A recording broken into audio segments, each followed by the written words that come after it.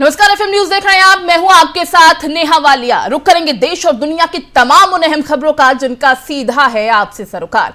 BJP ने 5 में से 4 राज्यों में जीत हासिल की है। 10 मार्च को नतीजे आने के बाद ही प्रधानमंत्री नरेंद्र मोदी ने गुजरात में शंखनाद की शुरुआत कर दी है। प्रधानमंत्री मोदी आज अहमदाबाद पहुंचे। उन्होंने 8 किलोमीटर का रोड शो किया। पार्टी के कार्यकर्ताओं में जबरदस्त उत्साह देखने को मिला। पीएम मोदी ने जनसभा को संबोधित किया। क्या कुछ कहा उन्होंने, आपको सुनवाते हैं। मारे पहला तो गामडाना भाईओने अभिनंदन आपवा छे।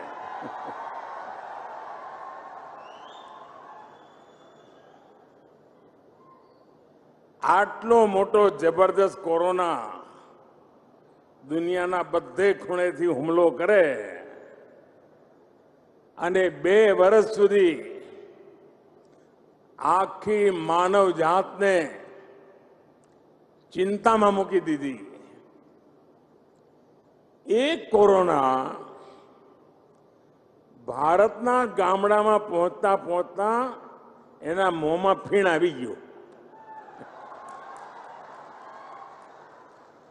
कारण जे जागृति कोरोना की शुरुआत में गामडाए बतावी, जे रीते गामडाए पोतानी सूझबूझ प्रमाणे नियमों बनाव्या, सोशल डिस्टन्सिंग नु गोठव्यु, बहारथी आवे ने पहला बहार राखो, निशाण में थोड़ा दिवस राखो, बधी तपास कराओ, पछी गाम में आवा देवानो। ज्यां बहार रहे तो खावा पीवानी व्यवस्था गाम करे। याने गुजरातना ने देशना गामडाओए कोरोना कालखंड में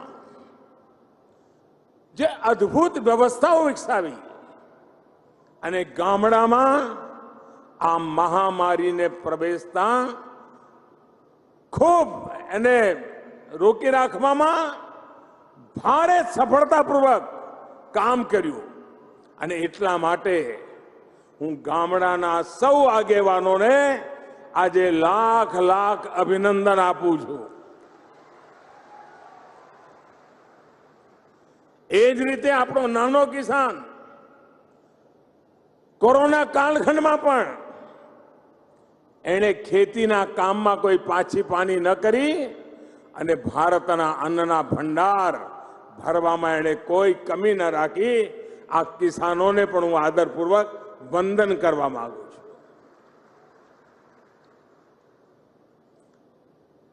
भाईओ बहनों,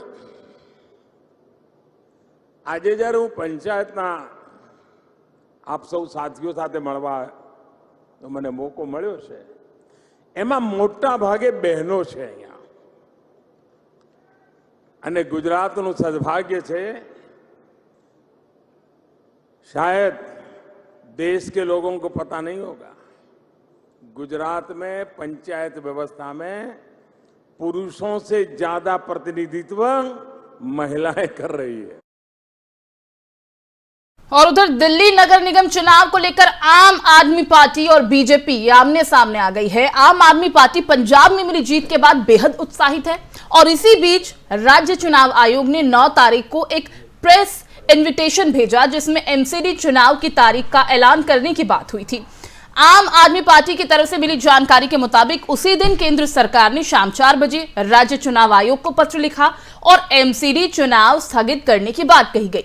दिल्ली के मुख्यमंत्री और आम आदमी पार्टी के संयोजक अरविंद केजरीवाल ने दिल्ली नगर निगम चुनावों की तारीखों का ऐलान न होने और राज्य चुनाव आयोग को एकदम पीछे उनके हटने को लेकर बीजेपी पर निशाना साधा है।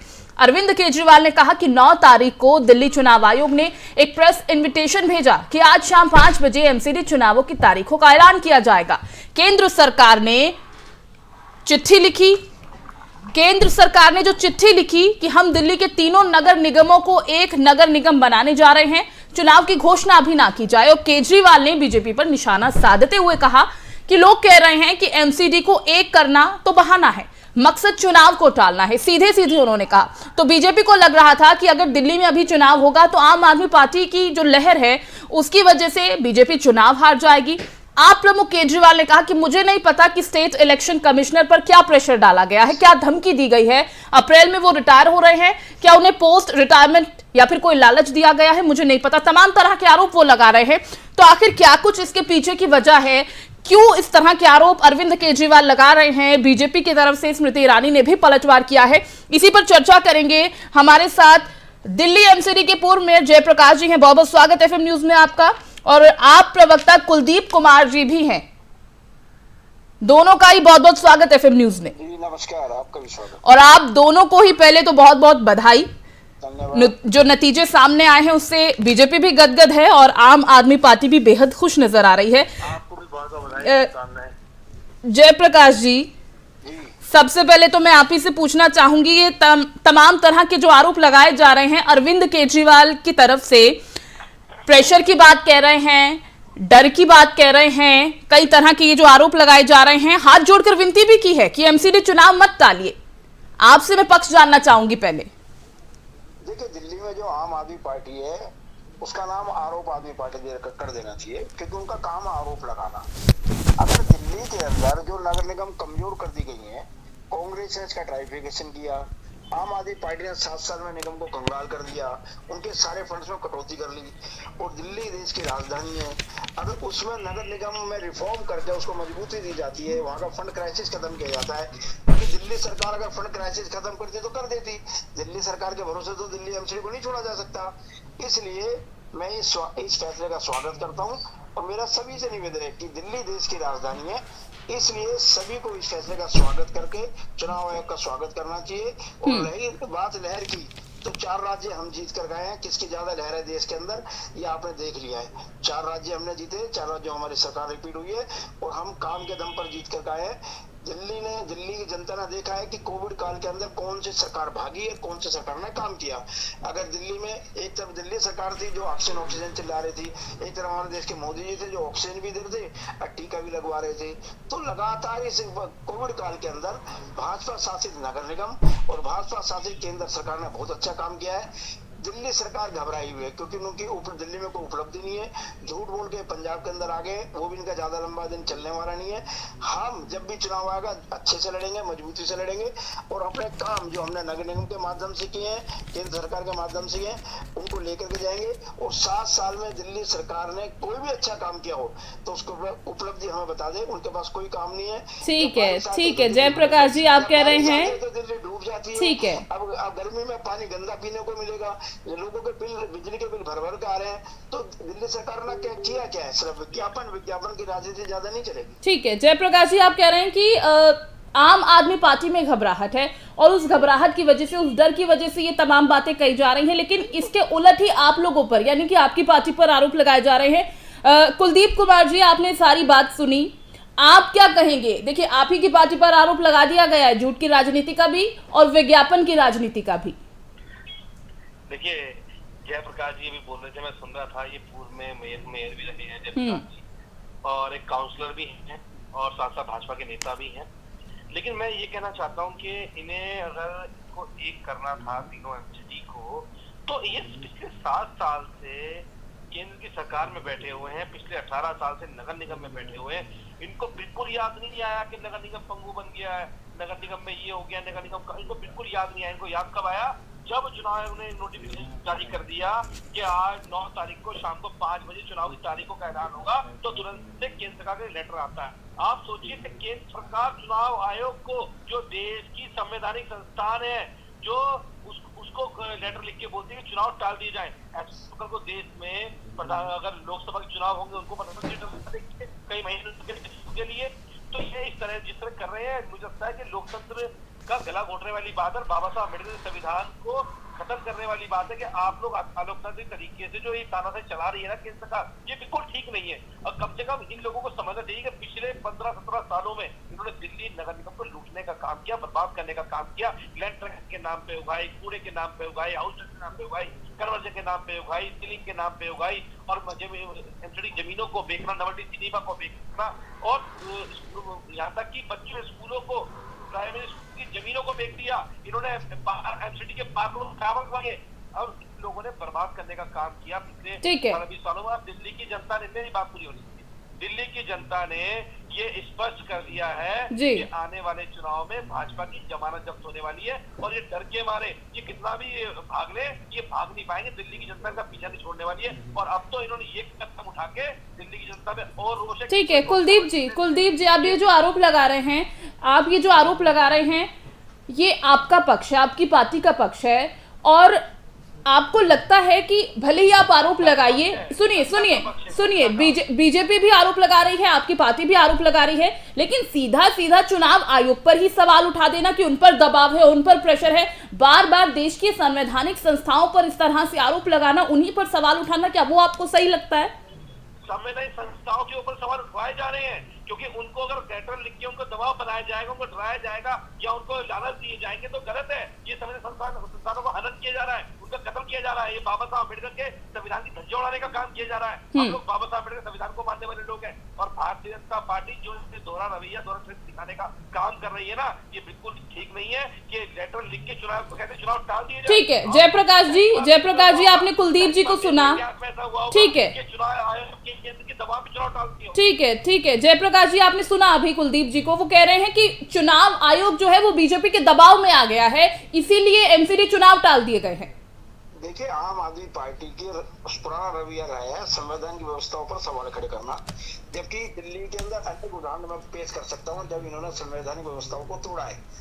एक बात है। दूसरा, अभी 15 साल से दिल्ली में भाजपा की सरकार है, 7 से 12 तक एमएलए एक थी, 12 से 17 के बीच में तत्कालीन शीला दीक्षित सरकार ने इसके 3 टुकड़े किए। 13 के अंदर 49 दिन की सरकार ने कहा है, जब ये वहां पर गणतंत्र दिवस को की परेड को रोकने के लिए वहां बैठ गए थे, जो अभी संविधान की बात कर रहे हैं ना, वहां पे परेड को रोकने के वहां बैठ गए थे, सरकार छोड़ के भाग गए थे। 15 में जनता ने इनको दोबारा चुना, 17 में दोबारा चुनाव हुआ। 17 में जब दोबारा चुनाव हुआ तो दिल्ली सरकार ने 15 से लेके 19 तक लगातार हमारे फंड में कटौती की, हमारे फंड को बार बार उसमें रिड्यूस किया। और आप देख रहे हैं 19 से लेकर के अब तक हम दिल्ली के अंदर कोविड की लड़ाई लड़ रहे हैं, और कोविड की लड़ाई में दिल्ली सरकार का जो रोल है वो 0 रोल है। अगर दिल्ली में टीका किसने लगाया? केंद्र सरकार ने लगाया। टेस्टिंग किसने की? दिल्ली सरकार ने की, भारत सरकार ने की। हर काम भारत सरकार कर रही है। ये ऑक्सीजन चिल्ला रहे हैं, नगर निगम ने अस्पताल बनाए, तो दिल्ली सरकार को कहने के लिए कुछ है ही नहीं। अब जब वातावरण ठीक हुआ है और चुनाव आयोग, भारत सरकार एक रिफॉर्म ला करके दिल्ली जो देश की राजधानी है उसमें रिफॉर्म करके निगमों को मजबूत करना चाहती है, तो अगर ये कहते हैं कि लहर है, तो लहर क्या 2 दिन में, अगर आने वाले 2 महीने 3 महीने जब भी चुनाव होंगे तो लहर के 3 महीने नहीं, लेकिन जयप्रकाश जी, आम आदमी पार्टी की तरफ से ये कहा जा रहा है, अरविंद केजरीवाल ये कह रहे हैं क्योंकि आपकी पार्टी को डर है हार का, एमसीडी चुनाव में आपकी पार्टी को हार का डर है, इसीलिए ये सब किया जा रहा है, इसीलिए चुनाव टाले जा रहे हैं। दिल्ली सरकार की उपलब्धियां क्या रही, केंद्र सरकार की उपलब्धियां क्या रही, नगर निगम की उपलब्धियां क्या रही, उसको तो लेकर के जाएंगे। 7 साल में आम आदमी पार्टी ने दिल्ली के अंदर कुछ नहीं किया। बारिश आती है तो दिल्ली डूब जाती है, गर्मी आती है तो गंदा पानी पीने को मिलता है लोगों को। जब अक्टूबर नवंबर का महीना आता है तो पराली ये चिल्लाते हैं और दिल्ली एयर पोल्यूशन से जूझती है। 7 साल में इन्होंने किया क्या है? एक काम नहीं किया। बता दे, मैं कुलदीप जी से पूछना चाहता हूँ, ये विधायक है, 7 साल में दिल्ली की अरविंद केजरीवाल सरकार की एक उपलब्धि बताए जो उन्होंने किया हो? नगण्य है, 0 है। तो जब दिल्ली के चुनाव में जाएंगे हम अपने ऊपर उपलब्धियां कराएंगे। बिल्कुल, मैं आ रही हूँ कुलदीप जी आपके पास जी। हमने कोविड काल के अंदर कैसे काम किया, इन्होंने प्रवासी मजदूरों को दिल्ली से भगाने का काम किया और हमने उनको रोका, उनको सेवा ही संगठन फीड द नीडी कार्यकर्ता उनको भोजन दिया, उनकी टेस्टिंग कराई, उनको टीका लगवाया। दिल्ली के अंदर जो टीका लगा वो भारत सरकार के सहयोग से लगा, देश भर में टीका भारत सरकार के सहयोग से लगा। ऑक्सीजन ये चिल्ला रहे थे, भारत सरकार ऑक्सीजन उपलब्ध करा रही थी। इनके अस्पतालों के अंदर बेड कम हो गए जब इन्होंने कुछ नहीं किया। अरे मुख्यमंत्री का काम है लोगों की सेवा करना, इन्होंने कुछ नहीं किया, इसलिए इनकी उपलब्धि कुछ नहीं है। जब निगम का चुनाव आएगा तो जनता इनको जवाब देगी। ठीक है कुलदीप जी।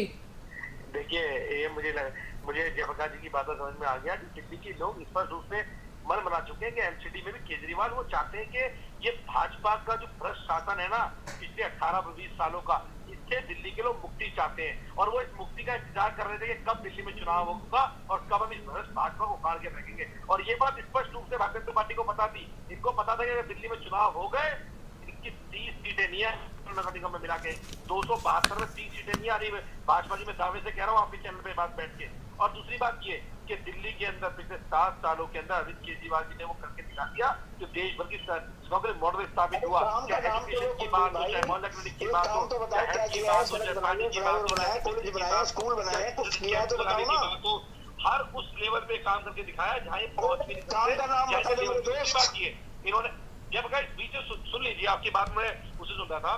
दूसरी बात ये, इन्होंने कहा कि नगर निगम ने ये किया, नगर निगम ने वो किया। नगर निगम ने सब कुछ किया, नगर निगम पंगु भी हो गया। नगर निगम को पंगु बनाने का किसने किया? नगर निगम को पंगु बनाने का काम किया भारतीय जनता पार्टी के नेताओं ने, भारतीय जनता पार्टी के पार्षदों ने, भारतीय जनता पार्टी के मेयरों ने। उन्होंने मोटी मोटी कमीशनें खा के उनको कंगाल करने का काम किया नगर निगम को।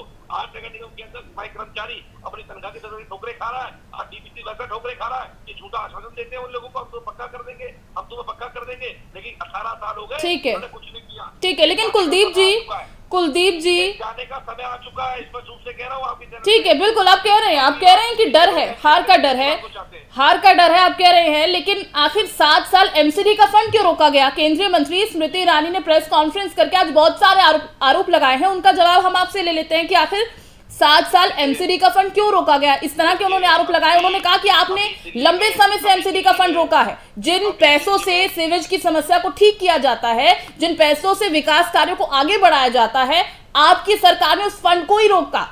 इस पर क्या कहेंगे? ये तो बड़ी हंसी वाली बात है कि आज स्मृति ईरानी जी कह रही है कि फंड रोका गया।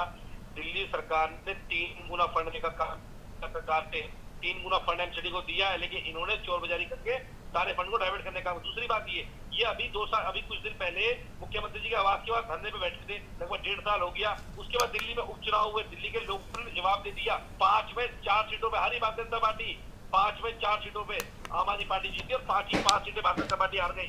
ये दिल्ली के लोगों ने इनको आईना दिखा दिया था। ये जो 13,000 करोड़ रुपए जयप्रकाश जी, ये पिछले साल से 13,000 करोड़ नहीं है, घटे बढ़े भी है, कुछ कम या ज्यादा हुए नहीं हुए। आज तक भारतीय जनता पार्टी 13,000 करोड़ लेके चल रही है इनको, या कुछ घट गए हो बढ़ गए हो, ये झूठ का पुलिंदा है। और जो फिगर है 13,000 करोड़ रुपए, ये झूठ है। दिल्ली के लोगों ने स्पष्ट कर दिया। जब इन्हें 5 में से 0 सीट देने का काम किया दिल्ली के लोगों ने, तभी इनको समझ में आ जाती है, लेकिन नहीं समझ पा रहे। तो इसी पे तो पलटवार की स्मृति ईरानी भी, वो भी कहते हैं कि जो चुनावों में लहर की बात कर रहे हैं, उन्हें ये भूलना नहीं चाहिए कि यूपी में चुनाव में उन्हें नोटा से भी कम वोट मिले हैं। यूपी में तो हम अपने संगठन बनाने के लिए लड़ रहे थे, संगठन खड़ा करने के लिए लड़ रहे थे, संगठन को आगे बढ़ाने के लिए लड़ रहे थे। पंजाब में भारतीय जनता पार्टी को कितने वोट मिले हैं? कितने साल पुरानी भारतीय जनता पार्टी है, कितने? सुनिए कुलदीप जी, साहब के साथ मिलकर चुनाव लड़े थे, इनकी जमानतें नहीं बची आज पता नहीं कितनी सीटों पे। तो क्या रहा है इनका वहाँ पे स्कोर बताइए। सुनिए क्या रहा है इनका, जो कि कितने साल पुरानी आजादी की पार्टी है। ये लोग ये कब से बताते जनसंघ बना था जी, फिर ये बनी थी, उसके बाद ठीक है। मैं अभी फंड वाले ही क्वेश्चन पर रहूंगी, जो मैंने फंड का आपसे सवाल किया। जयप्रकाश जी, आपने सुना कुलदीप जी कह रहे हैं कि जिस फंड का आप जिक्र कर रही हैं, स्मृति ईरानी ने जिस फंड का जिक्र किया, वो आप ही लोगों ने डाइवर्ट कर दिया। देखिए, 13,000 करोड़ के लिए मैं मुख्यमंत्री के घर के बाहर 13 दिन बैठा। हमने उनसे कहा मुख्यमंत्री जी को हम हिसाब किताब लेके बैठे हुए हैं, फाइनेंस। ठीक है कुलदीप जी मैं आ रही हूँ आपके पास। राज्य वित्त आयोग का गठन मैंने नहीं किया, दिल्ली सरकार ने किया है। 3rd फाइनेंस का पैसा इन्होंने रोका, 4th फाइनेंस का पैसा इन्होंने रोका, 5th फाइनेंस का पैसा इन्होंने रोका। तीनों नगर निगमों का जो जोड़ है वो 13,000 करोड़ है। जब मुख्यमंत्री के घर के बाहर हम 13 दिन बैठे, अगर उनको हमारा पैसा नहीं देना था तो बैठ के हिसाब कर लेते, मुझे अंदर बुला लेते या आप बाहर आ जाते।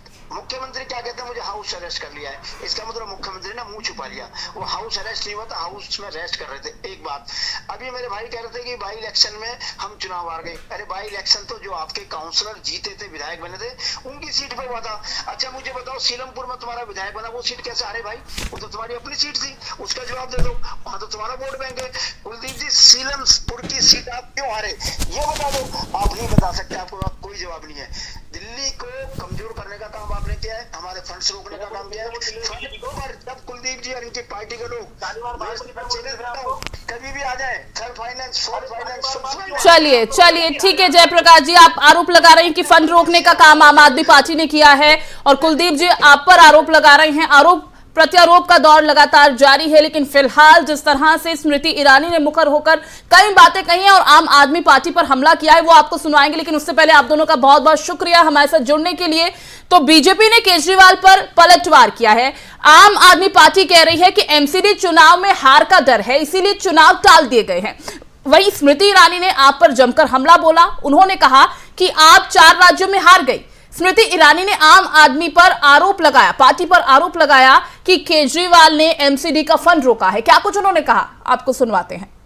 भारतीय जनता पार्टी के राष्ट्रीय प्रवक्ता आरपी सिंह जी लोगों के साथ मेरा आदरणीय स्मृति ईरानी से आग्रह है कि मीडिया के साथियों को संबोधित करें। धन्यवाद अनिल जी। आज आम आदमी पार्टी के नेता श्री अरविंद केजरीवाल जी की ओर से एक हास्यास्पद प्रेस वार्ता हुई, जिसमें उन्होंने ये क्लेम किया कि 5 में से 4 राज्य हारने के बाद आम आदमी पार्टी की लहर है। हास्यास्पद है कि जिस आम आदमी पार्टी को उत्तर प्रदेश में नोटा से कम वोट मिला, जिस आम आदमी पार्टी की उत्तराखंड में 70 सीटों में से 55 सीटों पर जमानत जब्त हुई, और जिस आम आदमी पार्टी के गोवा में मात्र 6% वोट मिला, उस पार्टी के नेता अरविंद केजरीवाल जी देश के यशस्वी प्रधान सेवक नरेंद्र भाई मोदी पर कटाक्ष कर रहे हैं। कटाक्ष करने का कारण कि वो दिल्ली में निगम का रिफॉर्म, उसका समर्थन नहीं करना चाहते। रिफॉर्म के विरोध में अरविंद केजरीवाल स्वयं उपस्थित होंगे, ये शायद दिल्ली के नागरिकों ने कभी सोचा नहीं था। लेकिन दिल्ली के नागरिक वो नजारा भी देख चुके जब अरविंद केजरीवाल जी ने स्वतः नगर निगम का गत 7 वर्षों में 13,000 करोड़ रुपया रोक के रखा, ताकि निगम अपने कार्यों में विफल हो। आज पूर्ण विनम्रता के साथ जिनकी यूपी में नोटा से कम सीट आई, उत्तराखंड में जिनकी जमानतें जब्त हुई, ऐसे अरविंद जी से मेरे कुछ सवाल हैं। क्या अरविंद केजरीवाल जी जानते थे कि दिल्ली में नगर निगम के उच्च अधिकारियों ने, प्रतिनिधियों ने पिछले साल ही रिफॉर्म की दरकार को व्यक्त किया? क्या अरविंद केजरीवाल जी इस बात को स्वीकार करेंगे कि दिल्ली सरकार जानबूझकर 13,000 करोड़ रुपया दिल्ली में नगर निगम को ध्वस्त करने की मंशा से रोक कर बैठे हैं? क्या अरविंद केजरीवाल जी ये जवाब देने की कृपा करेंगे कि क्यों उन्होंने दिल्ली में सफाई कर्मी एवं सफाई व्यवस्था के फंड को निगम की परिधि में रोक कर रखा है? दिल्ली में जिन पार्क्स में शहर के बच्चे खेलने के लिए इच्छुक हैं, बुजुर्ग व्यायाम करने के लिए इच्छुक हैं, उन पार्कों के मेंटेनेंस का पैसा क्यों अरविंद केजरीवाल जी रोक कर बैठे हैं? झुग्गी झोपड़ी में गरीबों की दुहाई देने वाले अरविंद केजरीवाल जी 7 साल से नगर निगम का वो पैसा रोके बैठे हैं जिसके माध्यम से जे क्लस्टर्स में विकास। आइए अब आपको सुनवाते हैं दिल्ली के मुख्यमंत्री अरविंद केजरीवाल ने क्या कुछ कहा, जिसके बाद बीजेपी हमलावर नजर आई। आप सबको नमस्कार। नगर निगम के, दिल्ली नगर निगम के एमसीडी के अभी चुनाव होने वाले थे। 9 तारीख को जो दिल्ली चुनाव आयोग है, स्टेट इलेक्शन कमीशन है दिल्ली का, उन्होंने सुबह सुबह एक प्रेस इनविटेशन भेजा कि आज शाम को 5 बजे चुनाव आयोग एमसीडी के चुनावों की तारीख का ऐलान करेगा, डेट्स ऐलान करेगा, किस तारीख को नॉमिनेशन होगा, किस तारीख को विड्रॉ किया जा सकता है, चुनाव किस तारीख को होंगे। शाम को 5 बजे चुनावों का ऐलान होना था, तारीखों का ऐलान होना था। 4 बजे, उसके 1 घंटा पहले, केंद्र सरकार ने चुनाव आयोग को चिट्ठी लिखी कि हम दिल्ली के तीनों नगर निगमों को एक साथ एक नगर निगम बनाने जा रहे हैं, इसलिए आप ये चुनाव टाल दीजिए। 5 बजे चुनाव आयोग ने चुनावों केंद्र सरकार के कहे के मुताबिक चुनाव टालने का ऐलान कर दिया। शायद भारत के इतिहास में पिछले 75 साल में आज़ादी के बाद से पहली बार ऐसा हुआ होगा कि केंद्र सरकार ने सीधे किसी राज्य के चुनाव आयोग को चिट्ठी लिख के चुनाव टालने के लिए कहा है। लोगों के अंदर बातचीत चल रही है कि 2-3 बातें चल रही हैं। 7 साल से 8 साल से केंद्र में भारतीय जनता पार्टी की सरकार है। 8 साल, अगर इनको तीनों एमसीडीज को एक साथ करना था, इकट्ठा करना था, 8 साल में इन्होंने क्यों नहीं किया? चुनाव की तारीखें ऐलान करने के 1 घंटा पहले इनको अचानक याद आई कि अब हमें तीनों एमसीडी को इकट्ठा करना है, इसलिए चुनाव टाल दिए जाएं।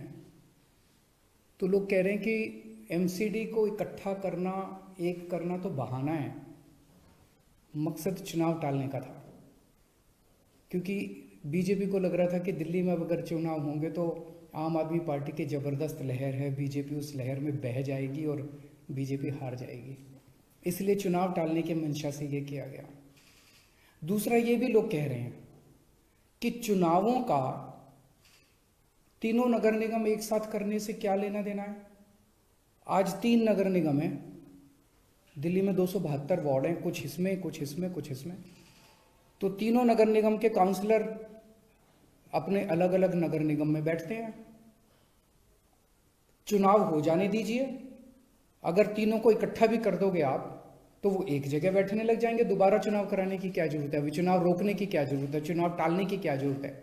चुनाव करवाओ, नए काउंसलर आएंगे और नए काउंसलर जो भी आएंगे वो जब तक तीनों नगर निगम है तीनों में बैठ जाएंगे, एक नगर निगम होगा वो एक साथ आके बैठ जाएंगे। तो चुनाव टालने की तो जरूरत ही नहीं थी। लेकिन मकसद तीनों नगर निगम एक साथ करने का नहीं था। अगर करना होता तो 7 साल में कर लेते ये लोग। मकसद था चुनाव टालने का। ये देश के लिए अच्छा नहीं है, दोनों चीज़ें अच्छी नहीं हैं। जो केंद्र सरकार ने चिट्ठी लिख के चुनाव टालने को कहा वो भी ठीक नहीं है, और चुनाव आयोग केंद्र सरकार के सामने झुक गया और चुनाव टाल दिए, ये भी अच्छा नहीं है जनतंत्र के लिए। मेरी हाथ जोड़ के प्रधानमंत्री जी से अपील है, प्रधानमंत्री जी, सरकारें आती जाती रहेंगी। बढ़ते आगे, यूपी, पंजाब, उत्तराखंड, गोवा और मणिपुर में विधानसभा चुनावों के नतीजे घोषित हो चुके हैं। ये नतीजे कई राजनीतिक दिग्गजों के लिए निराशा भी लेकर आए। इस चुनाव में 2 मौजूदा और 5 पूर्व मुख्यमंत्रियों को अपनी अपनी सीट पर हार का सामना करना पड़ा। इसके अलावा उत्तर प्रदेश के उप मुख्यमंत्री केशव प्रसाद मौर्य समेत 3 मौजूदा उप मुख्यमंत्रियों को भी हार का मुंह देखना पड़ा। कई ऐसी सीटें भी हैं जहां जबरदस्त उलटफेर देखने को मिला। बड़े बड़े दिग्गज जो हार गए वो आपको बताते हैं। स्वामी प्रसाद मौर्य जो अपनी सीट हार गए, उप मुख्यमंत्री केशव प्रसाद मौर्य, धर्म सिंह सैनी, प्रदेश कांग्रेस अध्यक्ष अजय कुमार लल्लू, गन्ना मंत्री सुरेश कुमार राणा भी अपनी सीट से हार गए हैं। आजाद समाज पार्टी के चीफ चंद्रशेखर आजाद वो भी जीत नहीं पाए हैं, अपनी सीट से हार गए हैं। जमानत भी उनकी जब्त हो गई। केंद्रीय मंत्री एसपी सिंह बघेल भी चुनाव हार गए हैं। योगी के मंत्री सतीश महाना, सरधना से संगीत सोम वो भी हार गए हैं, और नोएडा से पंखुड़ी पाठक वो भी इस बार चुनाव हार गई हैं। तो उत्तर प्रदेश में जो दिग्गज इस बार चुनाव हारे हैं उनका हमने जिक्र किया। इसी के साथ उत्तर प्रदेश के बाद हम बात करेंगे पंजाब की कि आखिर पंजाब में कौन कौन से दिग्गज हैं जो हारे हैं। मुख्यमंत्री और सीएम उम्मीदवार चरणजीत सिंह चन्नी 2 जगहों से चुनाव लड़े, दोनों सीटों से वो हार गए। पूर्व मुख्यमंत्री प्रकाश सिंह बादल भी अपनी सीट से हार गए। पूर्व मुख्यमंत्री अमरिंदर सिंह भी हारे हैं। पूर्व मुख्यमंत्री राजेंद्र कौर भट्टल भी अपनी सीट से हार गए हैं। शिरोमणि अकाली दल के प्रमुख और पूर्व उप मुख्यमंत्री सुखबीर सिंह बादल, जिन्हें इस बार निराशा का सामना करना पड़ा, निराशा उनके हाथ लगी, वो भी अपनी सीट से हार गए हैं। प्रदेश कांग्रेस अध्यक्ष नवजोत सिंह सिद्धू, जिन्होंने हार को स्वीकारा भी और अपनी सीट से वो हार गए हैं। वरिष्ठ अकाली नेता बिक्रम सिंह मजीठिया, वो भी अपनी सीट से इस बार चुनाव हार गए हैं। और लोकप्रिय गायक सिद्धू मूसेवाला, वो भी अपनी सीट से चुनाव हार गए हैं। पंजाब का हमने जिक्र किया, उसके बाद हम उत्तराखंड की भी तस्वीर आपके सामने साफ करेंगे।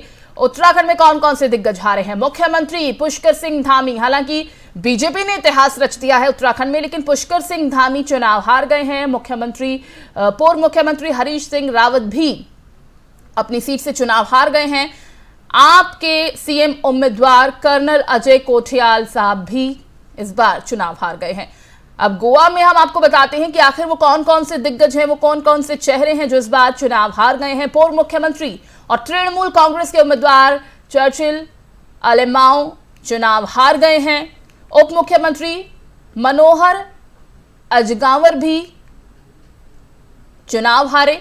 उप मुख्यमंत्री चंद्रकांत कावलेकर भी इस बार चुनाव हार गए हैं और मनोहर पर्रिकर के बेटे उत्पल पर्रिकर भी चुनाव हार गए हैं। तो उत्तराखंड, उत्तर प्रदेश, गोवा, पंजाब, इन सभी जगह हमने आपको बताया कि जो दिग्गज चेहरे थे जिन्हें हार का सामना करना पड़ा इन विधानसभा चुनावों में।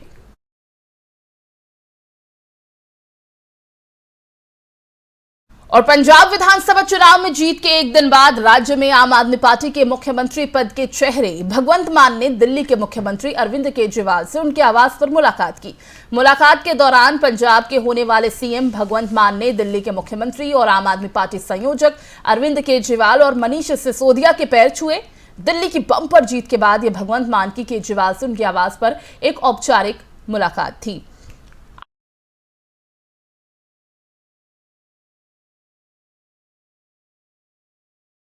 अठारह सीटों पर सिमट गई है।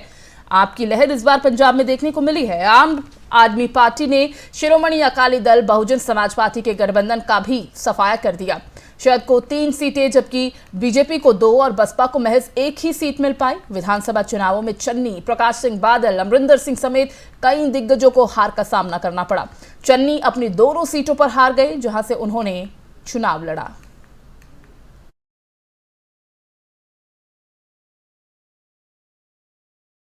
तो पंजाब में बड़ी हार के बाद नवजोत सिंह सिद्धू का बयान सामने आया है। उन्होंने कहा कि मेरा लक्ष्य पंजाब का उत्थान है। नवजोत सिंह सिद्धू ने कहा कि लोगों ने बदलाव के लिए आम आदमी पार्टी को वोट दिया है। क्या कुछ कहा, आपको सुनवाते हैं। किया, मैं अपने हलके में बहुत से हजारों लोगों का धन्यवाद करके आ रहा हूं और ये एहसान फरामोशी होगी अगर उन लोगों का धन्यवाद ना किया जाए जिन्होंने 6 इलेक्शन जिताए और आज भी अडिग खड़े रहे। सवाल कॉन्स्टेंसी ऑफ पर्पस का है, एक मकसद है, वो अडिग है, इट इज अनशेकेबल। और मकसद पंजाब का उत्थान है, उसके लिए खालिस नीयत है और दिल में हक और सच की लड़ाई है पंजाब के लिए। इसे दुनिया में कोई हिला नहीं सकता क्योंकि सच्चा इश्क हार जीत, नफे नुकसान से बहुत परे है। समझे? जिन लोगों ने गड्ढे खोदे सिद्धू के लिए, वो उनसे 10 गुना ज्यादा गहरे गड्ढों में दफन हो गए। कौन कहता है बेअदबी का इंसाफ नहीं हुआ? हुआ, जनता की अदालत में हुआ। समझे नहीं? वो सबको दिखता है। इसलिए मुर्दे का बाल उखाड़ने से मुर्दे का वजन हल्का नहीं होगा। जो चला गया उसे भूल जा। एक नई शुरुआत हुई है, एक नया सृजन है, नई सवेर है। लोगों को आस और विश्वास है आम आदमी पार्टी पे, तभी ये वोट डाली है, बदलाव के लिए वोट डाली है। मेरी शुभकामनाएं आम आदमी पार्टी को, क्योंकि अगर सच्चे दिल से पंजाब को प्यार करते हैं तो लोगों का ये फतवा जो है इसे झुक के विनम्र भाव से स्वीकारना होगा, क्योंकि ये वोट ही बेहतरी के लिए है और जो बेहतर है उसे स्वीकारा समझे। लेकिन बेहतर बनने के लिए ये विश्वास टूटना नहीं चाहिए। जब तक वो पंजाब के साथ हैं, सिद्धू जय जयकार करेगा। जिस दिन पंजाब के हक सच की लड़ाई में मुझे लगा कि कुछ गलत है तो आवाज बुलंद होगी। इसीलिए मैं कहता हूं कि इस जंग में, इस धर्म युद्ध में, धर्मों में सबसे बड़ा धर्म है राष्ट्र धर्म। सिद्धू का राष्ट्र धर्म पिछले 17 सालों से कभी डोला नहीं, किसी पद के आकर्षण में नहीं था। इसीलिए आज भी वही ललक है, वही इच्छा शक्ति है और वही पंजाब के प्रति प्यार है। कुछ और दिखता ही नहीं। एक योगी के भांति इस धर्म युद्ध में पहले से हूं। सब रिश्ते नाते तोड़ के, सब संबंधों को छोड़ के, मृत्यु का भय भी नहीं है। तो मैं फिर से इस आस और विश्वास की राजनीति की शुभकामनाएं देता हूं आम आदमी पार्टी को और उम्मीद करता हूं कि वो खरे उतरे। जहां तक हमारी पार्टी का सवाल है, यथार्थ के धरातल पे खड़े होकर आत्ममंथन होना चाहिए। ये बढ़ते आगे, उत्तर प्रदेश विधानसभा चुनाव के नतीजे गुरुवार को घोषित किए गए और इसी के साथ बीजेपी ने एक बार फिर प्रदेश में प्रचंड बहुमत के साथ विजय पताका फहराई है। योगी आदित्यनाथ के नेतृत्व में बीजेपी एक बार फिर सत्ता पर आसीन होने जा रही है। और वहीं चुनावी नतीजे आने के दौरान यूपी के डिप्टी सीएम केशव प्रसाद मौर्य की भी प्रतिक्रिया सामने आई थी। बताते चले कि चुनावी परिणाम आने के दौरान प्रदेश के उप मुख्यमंत्री केशव प्रसाद मौर्य ने अपने आधिकारिक ट्विटर हैंडल से ट्वीट कर प्रतिक्रिया दी। मौर्य ने अपने ट्विटर अकाउंट से लिखा था, जनता जीत रही है और गुंडागर्दी हार रही है। हालांकि केशव प्रसाद मौर्य को यूपी चुनाव में हार का सामना करना पड़ा। उन्हें सराथू में समाजवादी पार्टी की पल्लवी पटेल ने 7,337 मतों के अंतर से मात दी और इसके बाद अब केशव प्रसाद मौर्य का ट्वीट वायरल हो रहा है।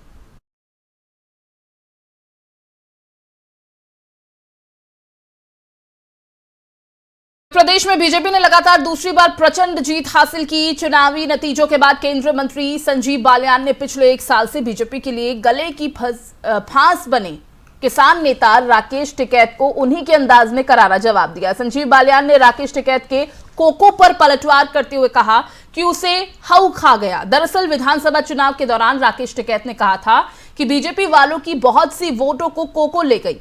अब जब चुनावी नतीजे सामने आए तो उसके बाद संजीव बालियान से कोको को लेकर सवाल किया गया तो उन्होंने कहा कि कोको को हऊ खा गया। संजीव बालियान ने कहा, बीजेपी की सरकार यूपी में 5 साल से है, केंद्र में हम 8 साल से हैं। फिर से जनता ने मोदी के नेतृत्व को लोगों ने स्वीकार किया, बीजेपी को वोट किया। हमारी सरकार राज्य में बनने जा रही है और इससे अच्छी बात क्या हो सकती है। उन्होंने कहा, उत्तर प्रदेश में कोको बीजेपी का वोट लेने आई थी, उसे हऊ खा गया। किसान आंदोलन के समय एक तरह का माहौल बनाकर गांव में एक खाई पैदा की गई। इसके बाद चुनाव में गठबंधन के नेताओं ने घी में आग डालने का काम किया। हर गांव में पार्टियां खड़ी की गई, लोगों की दुश्मनी पैदा की गई। मैंने कहा, समाज को तोड़ने का काम ना करो, जिसका जहां मन हो वहां वोट डालो। लेकिन जनता ने हम पर भरोसा किया। सबसे बड़ा धन्यवाद हऊ को, जिसने कोको को खा लिया।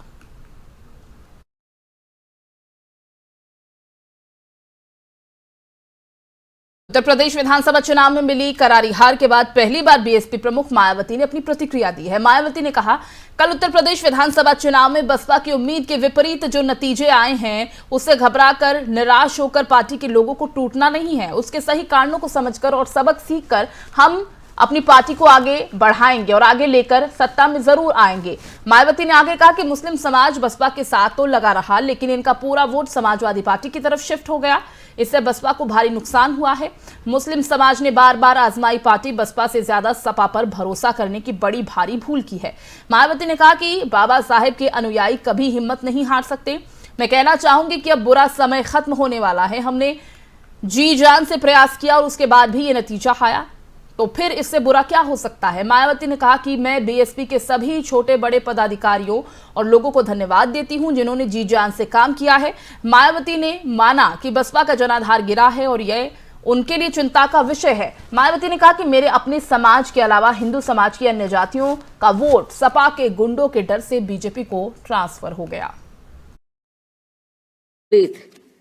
विपरीत है, बिल्कुल उलट है, क्योंकि भाजपा से बसपा की लड़ाई राजनीतिक के साथ साथ सिद्धांतिक व चुनावी भी थी, लेकिन मीडिया द्वारा इस प्रकार के लगातार दुष्प्रचार आदि किए जाने के कारण भाजपा के अति आक्रामक मुस्लिम विरोधी चुनाव प्रचार से मुस्लिम समाज ने एक तरफा तौर पर सपा को ही अपना वोट दे दिया तथा इससे फिर बाकी भाजपा विरोधी हिंदू लोग भी बसपा में नहीं आए। और यदि ये सभी लोग इन अफवाह, इससे ये स्पष्ट है कि मुस्लिम समाज का वोट यदि दलित समाज के साथ मिल जाता, जैसा कि बंगाल के चुनाव में टीएमसी के साथ मिलकर भाजपा को धराशायी करने का चमत्कार परिणाम दिया था, तो फिर वैसे ही परिणाम यहाँ भी दोहराए जा सकते थे। साथ ही ये लोग हमेशा इस तथ्य को ऐन वक्त पर भूल जाते हैं कि केवल बीएसपी ही यूपी में भाजपा को सत्ता में आने से रोक सकती है, सपा नहीं। इनकी इसी गलत सोच का ही ये नतीजा है कि भाजपा फिर से सत्ता में वापस यहाँ आ गई है। और यदि यूपी में तिकोना संघर्ष हुआ होता, जिसकी पूरी संभावना भी थी, तो तब यहाँ यूपी के परिणाम बीएसपी की अपेक्षा के मुताबिक आते तथा फिर भाजपा को सत्ता में आने से रोक लिया जाता। अर्थात कुल मिलाकर मुस्लिम समाज बीएसपी के साथ तो लगा रहा, किंतु इनका पूरा वोट समाजवादी पार्टी की तरफ शिफ्ट कर गया। और इनके इस गलत फैसले से बीएसपी को बड़ा भारी नुकसान ये हुआ कि बीएसपी समर्थक अपर कास्ट व ओबीसी समाज की विभिन्न जातियों में भी ये डर फैल गया कि सपा के सत्ता में आने से दोबारा यहाँ जंगल राज आ जाएगा और फिर ये लोग भी भाजपा की तरफ चले जाएंगे। इस प्रकार से भाजपा को हराने के लिए मुस्लिम समाज ने बार बार आजमाई हुई पार्टी बीएसपी से ज्यादा सपा पर भरोसा करने की बड़ी भारी भूल की है, जिसकी सजा बीएसपी को मिली है। यह काफी कड़वी व सीख लेने वाली भी है, जिसकी सजा बीएसपी को मिली है कि हमने पे भरोसा किया। जिसकी सजा बीएसपी को मिली है वह काफी कड़वी व सीख लेने वाली भी है। इसलिए इस कड़े अनुभव को खास ध्यान में रखकर ही अब बीएसपी आगे अपनी रणनीति में बदलाव जरूर लाएगी। लेकिन ऐसे हालातों में भी बीएसपी मूवमेंट के हित में संतोष की बात ये रही है कि दलितों में से खासकर मेरे खुद के अपने समाज का वोट हमेशा की तरह इस बार भी अपनी मूवमेंट व पार्टी की लीडरशिप के साथ चट्टान की तरह पूरी मजबूती के साथ खड़ा रहा है। जिन पर मैं कितना भी गर्व महसूस करूं वह कम ही होगा तथा उनका जितना भी मैं आभार प्रकट करूं वह कम ही होगा।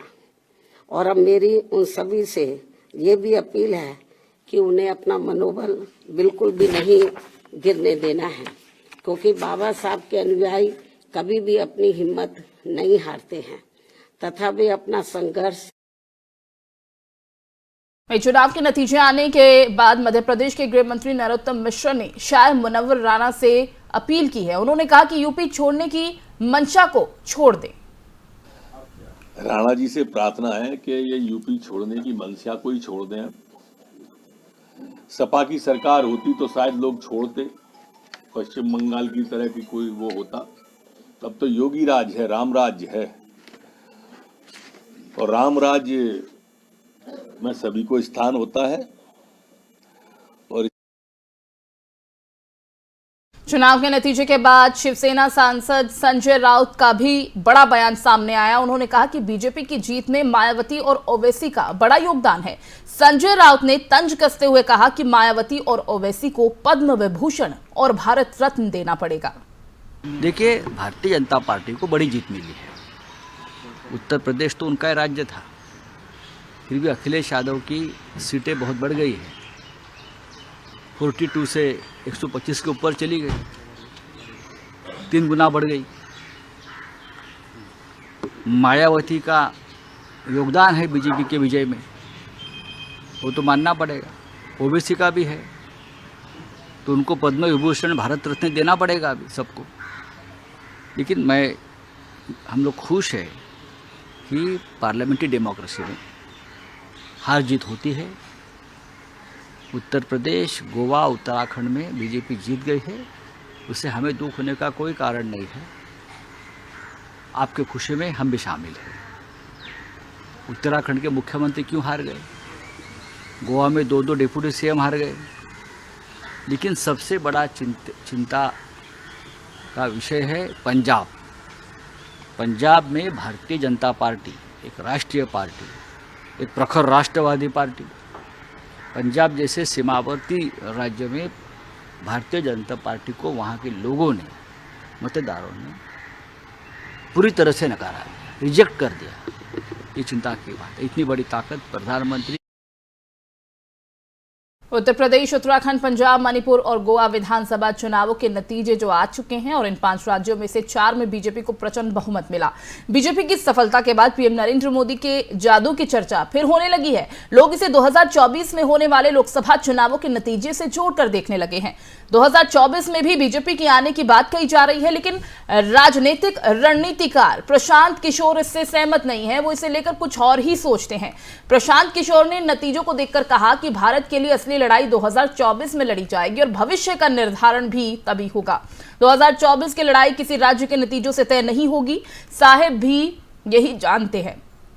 इसीलिए विपक्ष पर एक निर्णायक मनोवैज्ञानिक दबाव बनाने के लिए वो राज्य के परिणामों से माहौल बना रहे हैं। ये काफी चालाकी वाला प्रयास है, लेकिन इस तरह की झूठी बातों में न तो फंसे और ना ही इसका हिस्सा बने।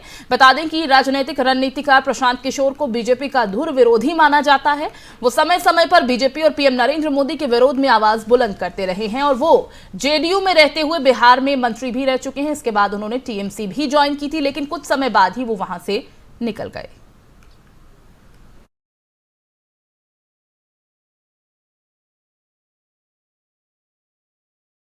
और उत्तर प्रदेश में बीजेपी ने ऐतिहासिक जीत दर्ज की है। यूपी की जनता ने दोबारा योगी आदित्यनाथ पर भरोसा जताया। इस पर हमारे संवाददाता जरीन सिद्दीकी ने छत्तीसगढ़ के पूर्व मुख्यमंत्री रमन सिंह से खास बातचीत की है। सुनिए। इस वक्त हमारे साथ है पूर्व मुख्यमंत्री डॉक्टर रमन सिंह। हम उनसे जानते हैं कि किस तरह से भारतीय जनता पार्टी ने जीत हासिल करी है। एक ऐतिहासिक मैंडेट मिला है और ऐतिहासिक इसलिए कि दूसरी बार लगातार उत्तर प्रदेश में 30 साल बाद ये चमत्कार किया है और योगी जी का ये चमत्कार निश्चित रूप से डबल इंजन सरकार माननीय नरेंद्र मोदी जी के काम पे, मोदी जी के नाम पे और उनके विकास के लिए जो देश में एक नया स्ट्रक्चर खड़ा किया है, उस डेवलपमेंट का एक विकास पुरुष की छवि बनी है। तो मोदी जी और योगी जी की जोड़ी ने एक कमाल किया है कि इतनी बड़ी सफलता मिली है। और ये सफलता के लिए कह सकते हैं कि योगी जी ने जो काम किया है, वहाँ डेवलपमेंट का काम एक तरफ किया है, दूसरी तरफ वहाँ के माफिया राज को समाप्त करने काम किया है। बेटियां, महिलाएं वहाँ सुरक्षित हैं।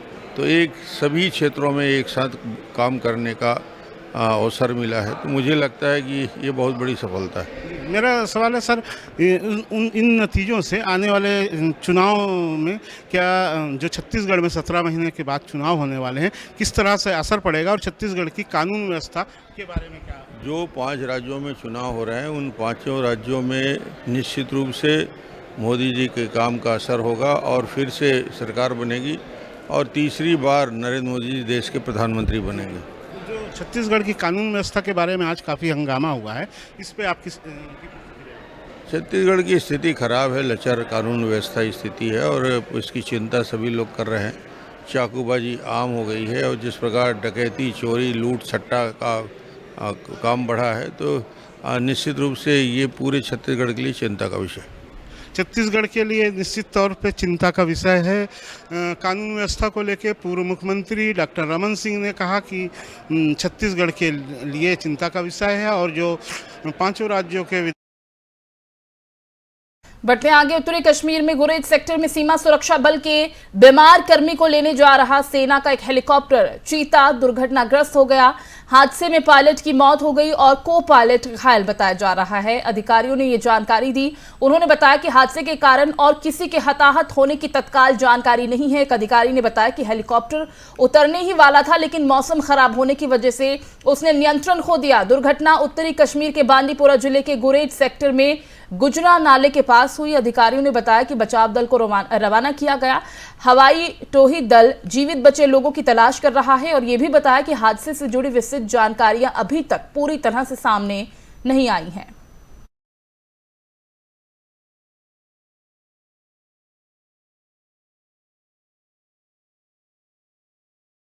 देश और दुनिया की फिलहाल अभी तक की अपडेट्स में मेरे साथ इतना ही। बाकी खबरों के लिए और तमाम अपडेट्स के लिए देखते रहिए FM न्यूज़। नमस्कार।